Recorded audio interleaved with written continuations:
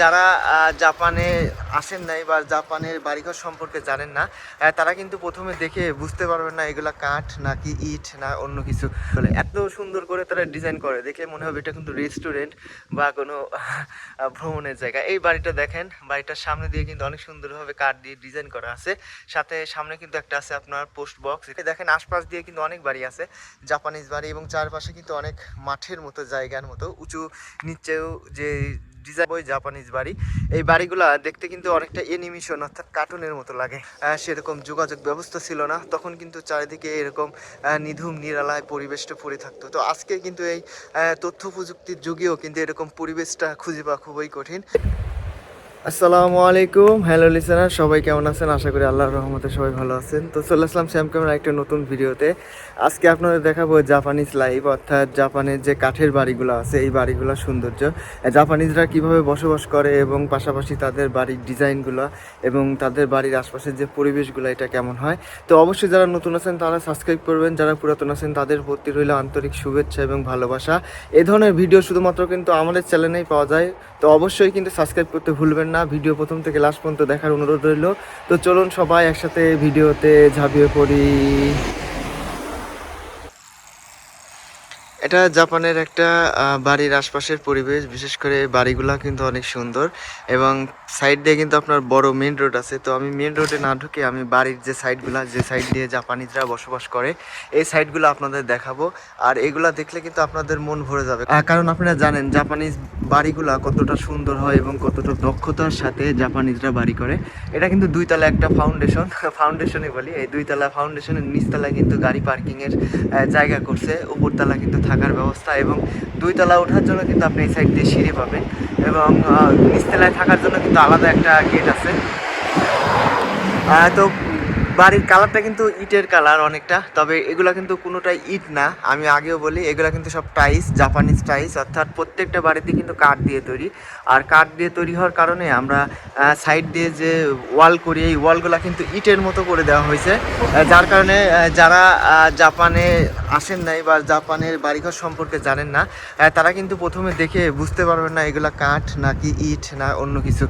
তো এই কাঠ দিয়ে তৈরি করার কারণই হচ্ছে কি, জাপানিজ কিন্তু অনেক ভূমিকম্প হয়, যার কারণে কিন্তু জাপানিজ যে বাড়িগুলো আছে এই বাড়িগুলা ইট বালি দিয়ে করলে পরে এটা কিন্তু অনেক ঝুঁকিপূর্ণ হয়। আর পাশাপাশি এই কাঠের বাড়ির নিচ দিয়ে কিন্তু স্প্রিং দেওয়া থাকে অনেক ধরনের, আর এই স্প্রিং দেওয়ার কারণে এই বাড়িগুলো কিন্তু অনেকটা সহনশীল হয় আপনার ভূমিকম্পর বা কোনো দুর্যোগের কালে। আর এগুলো অনেক পাতলা হয় বাড়িঘর, যার কারণে এগুলো কিন্তু আপনার সেরকম ক্ষতির সম্মুখীন হয় না।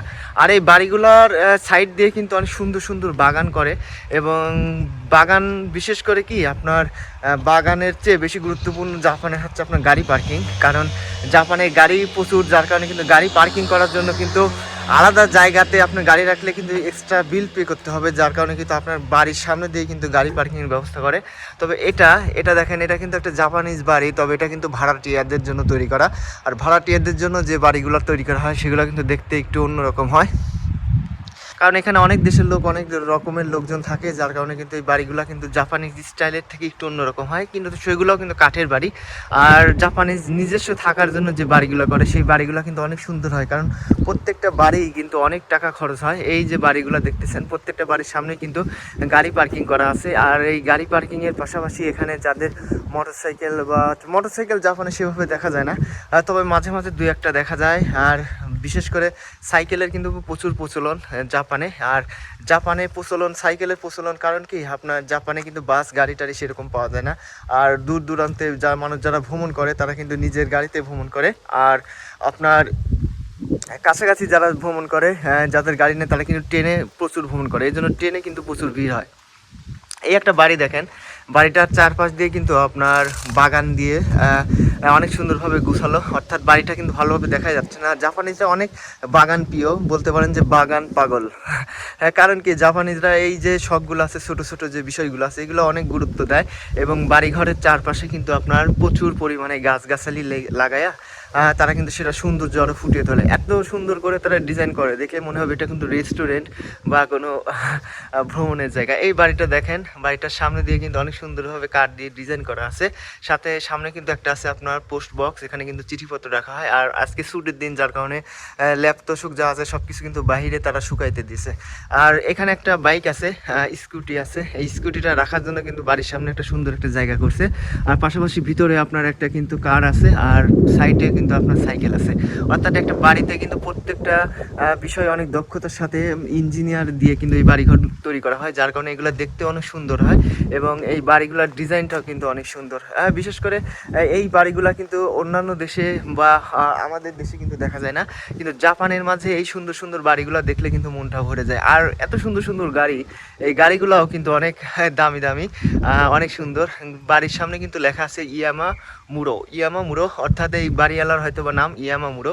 এইভাবে কিন্তু বাড়ির সৌন্দর্য ফুটিয়ে তোলে। দেখেন আশপাশ দিয়ে কিন্তু অনেক বাড়ি আছে, জাপানিজ বাড়ি, এবং চারপাশে কিন্তু অনেক মাঠের মতো, জায়গার মতো উঁচু নিচেও যে ডিজাইনগুলো, এগুলো অনেক সুন্দর। ওই পাশ দিয়ে কিন্তু সবই জাপানিজ বাড়ি। এই বাড়িগুলো দেখতে কিন্তু অনেকটা অ্যানিমেশন, অর্থাৎ কার্টুনের মতো লাগে, কার্টুনের মতো মনে হলেও এই ভিতরে কিন্তু মানুষজন বসবাস করে। তবে জাপানিজ যে বাড়িগুলো হয়, এই বাড়িগুলোর ভিতরে স্পেস কিন্তু অনেক কম হয়। এর যার কারণ কি, জাপানিজ কিন্তু ওই প্রচুর জমি জমার পর একটা বাড়ি করে না, আপনার খুব ছোট ছোট জায়গাতে অনেক বাড়ি ঘোরা এগুলো করে। আর জাপানিজরা এইভাবে কিন্তু থাকতে অনেক পছন্দ করে, অনেক সুন্দর সুন্দর ডিজাইনের বাড়ি এবং অনেক সুন্দর সুন্দর সব গাড়ি, এবং পরিবেশটা কিন্তু অনেক সুন্দর। এখানে কিন্তু আশপাশে কোনো কোলাহল নাই, আর কোলাহল নাই, যার কারণে কিন্তু অনেকটা পরিবেশ সুন্দর। দেখেন এই গ্রামের মধ্যে অনেক সুন্দর সুন্দর গাড়ি চলাচল করে। এই গাড়িগুলো কিন্তু প্রত্যেকটা বাড়ির সামনে প্রায় আছে। আর রোডগুলো কিন্তু অনেক উঁচা নিচে, এদিক কিন্তু অনেক উপর দিকে, যার কারণে দেখতেও কিন্তু অনেক সুন্দর। আর এদিকে কিন্তু অনেক নিচু। তো আমি কিন্তু এই সাইড দিয়ে আসলাম, আর এই পাশে কিন্তু একটা বিশাল পার্ক আছে। তো পার্কগুলোও কিন্তু অনেক সুন্দর হয়। পার্ক সম্পর্কে কিন্তু আমি অনেক ভিডিও বানাইছি, আপনারা চাইলে দেখতে পারেন। আর কি বলবো, যে পরিবেশটা কিন্তু অনেক সুন্দর। জাপানিজ পরিবেশ এটা কিন্তু বলার মতো না, তবে এই পরিবেশের মধ্যে কিন্তু অনেকটা জম্বিয়া জম্বিয়া ভাব আছে। আমরা অনেক জম্বিয়া মুভি দেখি যে চারদিকে নীরব নিরালায়, কোনো লোকজন নাই, কথাবার্তা নাই, ঠিক তেমনইভাবে জাপানিজ পরিবেশটা কিন্তু এরকম। কেউ কাউকে বিরক্ত করে না, কোনো রকম গান বাজনা বা উচ্চ স্বরের কোনো আওয়াজ নাই, গাড়ির কোনো হর্ন নাই। এগুলা দেখলে আপনার মনে হবে যে আমি হয়তো বা প্রবেশ করেছি এমন একটা জায়গাতে যেখানে কোনো লোকজনই বসবাস করে না। তবে আপনার ঝাঁকে ঝাঁকে গাড়ি এবং গাড়ির যে চলাচল করে, এটা দেখে কিন্তু আপনার তখন বুঝতে পারবেন যে না, আশপাশে লোক আছে। আর আমি এত পরিবেশ, এত সুন্দর সুন্দর জায়গা দিয়ে ঘোরাঘুরি করতেছি, দেখেন আশপাশে কত সুন্দর সুন্দর বাড়ি, তারপরেও কিন্তু কোনো বাচ্চা কাচ্চা নাই, এবং কি আশপাশে কোনো লোকজনও কিন্তু সেরকম দেখা যাচ্ছে না। তো এই পরিবেশটা অনেকটা কিন্তু আমাদের পূর্ব জগতের অনেকটা ফিল দেয়। মানুষ যখন অনেক কাজকর্ম করতো না, বা কোনো সেরকম কাজের কোনো জায়গা ছিল না, যখন চলাচলে কোনো রাস্তা ছিল না, আশপাশের কোনো সেরকম যোগাযোগ ব্যবস্থা ছিল না, তখন কিন্তু চারিদিকে এরকম নিধুম নিরালায় পরিবেশটা পড়ে থাকতো। তো আজকে কিন্তু এই তথ্য প্রযুক্তির যুগেও কিন্তু এরকম পরিবেশটা খুঁজে পাওয়া খুবই কঠিন। অন্যান্য দেশগুলোতেও কিন্তু অনেক বাড়ি, সুন্দর সুন্দর বাড়িঘর আছে এবং অনেক কোলাহলযুক্ত। আর জাপানে কিন্তু অনেক সুন্দর সুন্দর বাড়ি, অনেক লোকালয়, তারপরে কিন্তু কোলাহল মুক্ত। বাড়ির পাশ দিয়ে কিন্তু বাঁশের বাগান, এই বাঁশের বাগানগুলো কিন্তু সরকারি জায়গাতেই বেশি। অর্থাৎ কি, আপনার যে বাড়িগুলো হয় এবং বাড়ির আশপাশে যে জায়গাগুলো হয়, খাস জমি, অর্থাৎ এগুলো সরকারি জমি কিন্তু। আর এই জমিতে কিন্তু অনেক ধরনের জঙ্গল হয়ে থাকে, যার কারণে কিন্তু এগুলা অনেক সুন্দর একটা পরিবেশ সৃষ্টি করে। কিন্তু এই সুন্দর পরিবেশের মাঝখানেও আপনি কিন্তু যখন কোনো এলাকাতে যাবেন বা কোনো বনে ঝরে যাবেন, বাঁশবাগানে যাবেন, দেখবেন সেখানে প্রচুর পরিমাণে বাঁশ, এমনকি গাছগাছালি মরে আছে, পচে আছে, ফল টল পড়ে আছে, মানে এগুলা কেউ ধরে না। একটা বিষয় আশ্চর্যের কি, আপনার বাসার পাশে যদি একটা বাগান থাকে বা একটা গাছ থাকে, দেখবেন ওই গাছের ফল যদি কোনো লোক না পারে, দেখবেন পচে যাচ্ছে, নষ্ট হয়ে যাচ্ছে, তারপরে কিন্তু কেউ খাচ্ছে না। মানে একজন ব্যক্তি আরেকটা ব্যক্তির কিন্তু আরেকটা যত মূল্যবান জিনিসই পড়ে থাকুক কিনা, সেটা কিন্তু তারা কখনোই সেটা ছুবে না। এটা একটা অনেক সুন্দর দিক, তবে জাপানিজদের মধ্যেও কিন্তু অনেক খারাপ দিক আছে, অনেক বদভ্যাস আছে। তো এই দিকগুলো কিন্তু তা আমরা জানি অথবা আপনাদের জানানোর চেষ্টা করবো পরবর্তীতে। এখানে দেখেন একটা আয়না দেওয়া আছে। এই আয়নাটা দেওয়ার কারণ কি, এই যে গাড়িগুলো এখান থেকে বের হবে, বের হলে পারে আপনার সামনের দিকে যখন বের হবে পিছন সাইডে কিন্তু দেখতে পাবে না।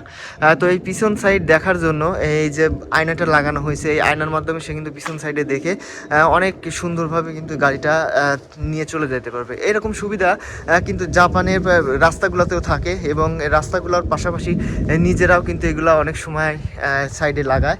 তো এখানেও কিন্তু একটা গ্লাস আছে, এরকম গ্লাসগুলো দেখবেন, তবে এই গ্লাসগুলো কিন্তু মুখ দেখার জন্য না।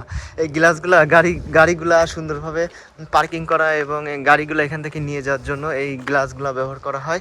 এখানে দেখেন বাড়ি, এটা একটা দোকানের মতো বাড়ি, হলুদ কালারের বাড়ি, সুন্দর 2 তলা বাড়ি। এই বাড়িগুলা মনে হয় কি যে কবুতরের খোপ খোপ, অনেক সুন্দর সুন্দর বাড়ি, অনেক সুন্দর সুন্দর লাগে এই বাড়িগুলোর ডিজাইনগুলা।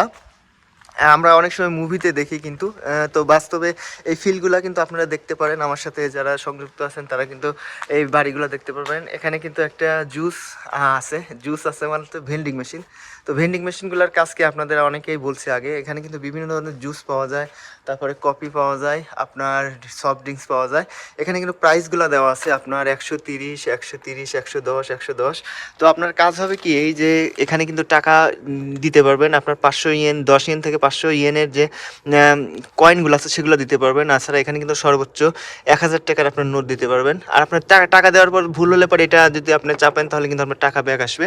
তো আপনি এখানে টাকা দিয়ে আপনি এখানে একটা বাটন চাপবেন, আপনার এখানে কিন্তু চলে আসবে আপনার যে প্রোডাক্টটা। তো এইভাবে সুবিধাগুলো এগুলো কিন্তু সব জায়গাতে থাকে, গ্রামগঞ্জে এবং শহরে বেশিরভাগ থাকে, এবং লোকালয় এই অঞ্চলে কিন্তু এগুলো বেশিরভাগ থাকে। সেজন্য কিন্তু জাপানি জীবন লাইফটা কিন্তু অনেক কনভিনিয়েন্ট, অনেকটা সুবিধাজনক হয়ে থাকে। এগুলা কিন্তু জাপানে আসার পরে কিন্তু আপনি এই জিনিসগুলো ফিল করতে পারবেন। তো লিসেনার্স যারা আমার ভিডিও নিয়মিত দেখেন তারা কিন্তু এই জাপানিজ পরিবেশ সম্পর্কে, জাপানিজ যে বাড়িঘর সম্পর্কে এগুলা কিন্তু অনেকেই দেখেন, এবং এগুলা দেখে কিন্তু আপনারা একটা জাপানের যে ফিল সেটা কিন্তু পান। তো সবাই ভালো থাকবেন, সুস্থ থাকবেন। আবার কিন্তু দেখা হবে এভাবেই নতুন কোনো একটা ভিডিওতে। আল্লাহ হাফিজ।